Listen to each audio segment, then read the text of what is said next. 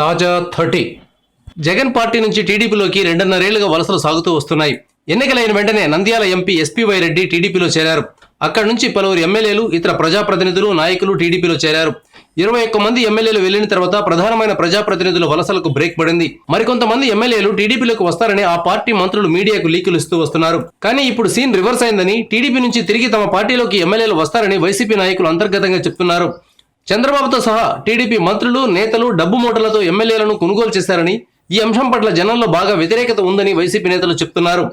ఈ విషయం పట్టభద్రులు, teacher MLC ఎన్నికల్లో బయటపడిందని వారు వివరిస్తున్నారు. ఎంపీటీసీ, జెడ్పీటీసీ ద్వారా జరిగిన ఎమ్మెల్సీ ఎన్నికల్లో చాలా తక్కువ ఓట్లు ఉంటాయి. అందువల్ల వాటిని కొనుగోలు చేయడం టీడీపీ వారికి సులభమైందని, అదే పట్టభద్రులు, టీచర్ ఎమ్మెల్సీ ఎన్నికల్లో పరిస్థితి వేరని, వేల సంఖ్యలో ఓట్లను కొనుగోలు చేయడం సాధ్యం కాలేదని వారు చెప్తున్నారు.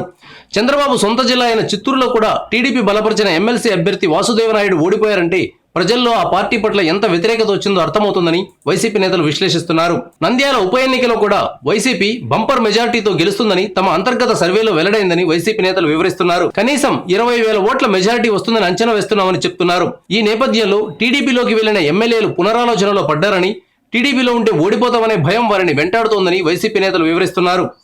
టీడీపీలోకి వెళ్లిన 21 మందిలో కనీసం సగం మంది తిరిగి సొంత గూటికి వస్తారని వివరిస్తున్నారు. నంద్యాల బై ఎలక్షన్ ముగిసిన వెంటనే వారి స్వగృహ ప్రవేశం ఉంటుందని చెప్తున్నారు.